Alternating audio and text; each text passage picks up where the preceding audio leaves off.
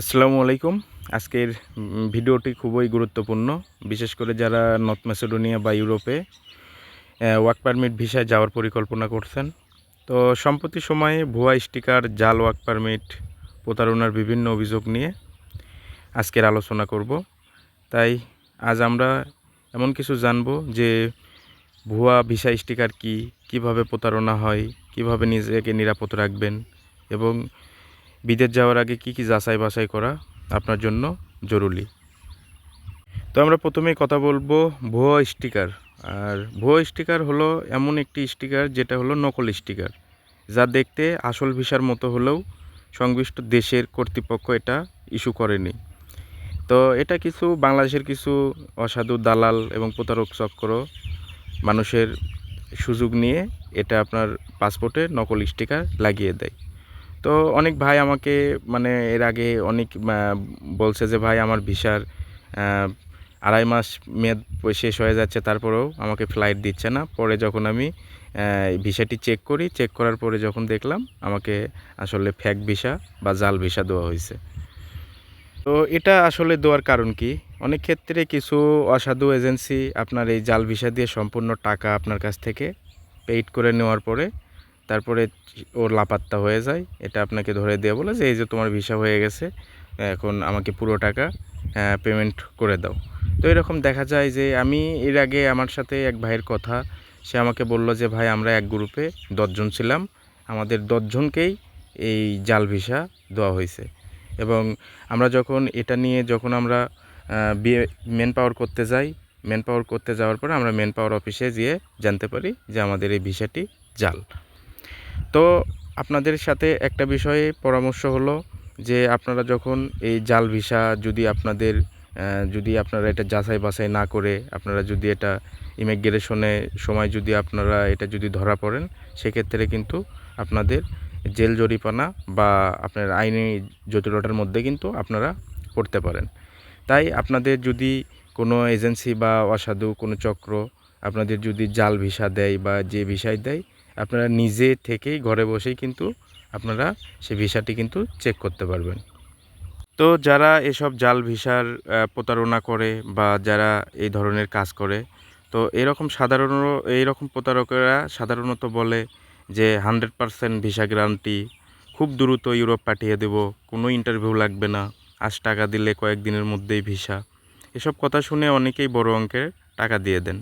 এরপর হাতে একটি পাসপোর্ট দেওয়া হয়, সেখানে ভিসার মতো একটি স্টিকার লাগানো থাকে, কিন্তু বাস্তবে কিন্তু সেটা বৈধ কোনো ভিসা না। তাই শুধু পাসপোর্টে স্টিকার দেখে আপনারা কখনো নিশ্চিত হবেন না যে এটা আমার ইউরোপের ভিসা হয়ে গেছে। তো আপনারা ইউরোপ যাওয়ার আগে অবশ্যই যে বিষয়গুলো আপনারা যাচাই করবেন, সেগুলো হলো আপনার ওয়ার্ক পারমিট সঠিক আছে কি না সেটি আপনি প্রথমেই আগে যাচাই করে নেবেন। তারপর ভিসা সংক্রান্ত তথ্য এবং যে দূতাবাস বা সরকারি কর্তৃপক্ষের মাধ্যমে আপনারা নিশ্চিত হবেন যে আপনার ওয়ার্ক পারমিট বা অ্যাপ্রুভাল এটা সঠিক আছে কি না, এটা আপনারা আগে সর্বপ্রথম নিশ্চিত হবেন। এবং সব ধরনের রসিদ এবং কাগজপত্র সংগ্রহ করে আপনারা নিজের কাছে রাখবেন। আর শুধুমাত্র বিশ্বস্ত বৈধ প্রতিষ্ঠানের সঙ্গে আপনারা কাজ করবেন। ধরেন যাদের সরকারি আরএল বা লাইসেন্স আছে, যে প্রতিষ্ঠানগুলো আপনার ধরেন নর্থ ম্যাসেডোনিয়া নিয়ে কাজ করে, এমন কোনো প্রতিষ্ঠান দেখে আপনারা ফাইল জমা করবেন। আবার কেউ যদি আপনাকে বলে যে কাউকে বলবেন না, সব গোপন রাখবেন, তাহলে সতর্ক হয়ে যাবেন। যারা আপনার ম্যাসেডোনিয়া বা ইউরোপ নিয়ে কাজ করে, তারা এখানে কিন্তু গোপনীয়তার কিচ্ছু নেই। আপনি টাকা দিয়ে বিদেশে যাবেন, আপনি সেখানে যাবেন, আপনার এখানে তো লুকোচুরির কোনো বিষয় আসতে পারে না। এটা তো আর বাংলাদেশের কোনো ব্যাপার না, এটা আপনার সে দেশ থেকে আপনার সব কিছু হবে। তো এখানে তো আপনার লুকোচুরির কোনো কিছুই আসে না।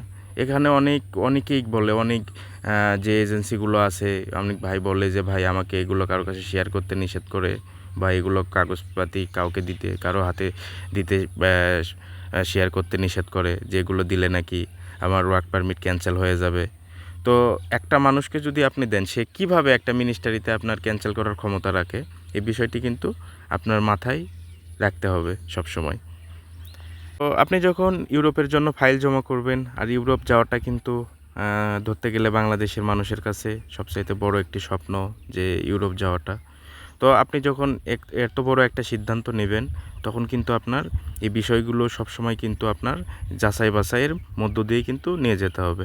তো সবসময় মনে রাখবেন, সব এজেন্সি প্রতারক নয়, তবে কোনো কোনো প্রতিষ্ঠান ও ব্যক্তির ওপর বিশ্বাস করার আগে অবশ্যই তার সব তথ্য এবং সব কিছু আপনারা খেয়াল রাখবেন যে তারা কি আদৌ কোনো কাজ করছে কি না, বা তারা কোনো লোক পাঠাইছে কি না, তারা সঠিক আছে কি না। আর বাংলাদেশ এমন একটা দেশ, এখান থেকে সব কিছুই সম্ভব। এখন আপনার ঢাকার যে আপনার নীলক্ষেত, কচুক্ষেত, এখানে কিন্তু আপনার মাত্র 500 থেকে 700 টাকা হলেই কিন্তু আপনার নর্থ ম্যাসেডোনিয়ার ভিসা পাওয়া যায়। এটা আপনার দেখা গেল যে ওই যে যারা এই যে অসাধু কিছু চক্র আছে, এদের কিছু সিন্ডিকেট আছে, তারা দেখবেন যে একদিনের মধ্যেই আপনার নর্থ ম্যাসেডোনিয়ার ভিসা করে দিচ্ছে, স্টিকার দিয়ে দিচ্ছে। সেটা আপনার দেখা যায়, সেটা সংগ্রহ করে আপনার দালাল ইন্ডিয়া যাওয়া ছাড়াই আপনার ভিসাতে, আপনার পাসপোর্টে কিন্তু স্টিকার লাগাই দিচ্ছে। তো এই বিষয়টি আমাকে অনেক ভাই আমাকে বলে, এবং অনেকে ভিসার ছবি দেয় যে ভাই ভিসা সঠিক আছে কি না, বা ভিসা ঠিক আছে কি না, আপনি একটু ভিসা চেক করবেন। আসলে আপনি যদি চান, আপনি নিজে ঘরে বসেই কিন্তু আপনার মোবাইল দিয়ে আপনি কিন্তু ভিসা চেক করতে পারবেন।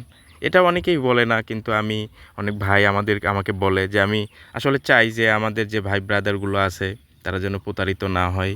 এবং বাংলাদেশ তো আপনার ধরতে গেলে ম্যাক্সিমাম এজেন্সি প্রতারণা করে। আবার এই ধরনের অভিযোগগুলো এখন সবচাইতে বেশি।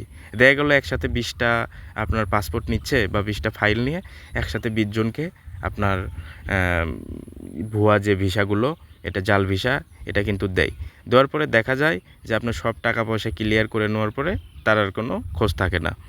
তো এখন বিষয়টি হলো যে আপনারা মানে যে আপনাকে ভিসা দেওয়ার পর আপনারা সবসময় ভিসাটি যাচাই বাছাই করে নেবেন, এবং যাচাই বাছাই করার পরে আপনি যদি সব কিছু সঠিক থাকে, তারপরেই কিন্তু আপনার টাকার লেনদেন করবেন।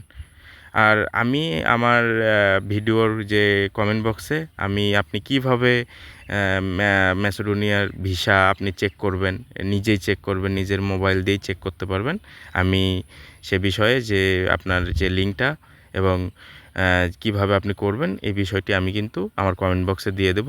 এবং তারপরেও যদি আপনাদের কোনো তথ্যের প্রয়োজন হয়, বা কিছু জানার থাকে বা বলার থাকে, বা কোন বিষয়ে আপনারা আপডেট চাচ্ছেন, আমাকে আপনারা কমেন্ট করবেন। আমি ইনশাল্লাহ চেষ্টা করব আপনাদের সকল প্রশ্নের উত্তর দেওয়ার জন্য, এবং আপনাদের জন্য, সবার জন্য শুভকামনা। আল্লাহ সবার মনের আশা পূরণ করুক।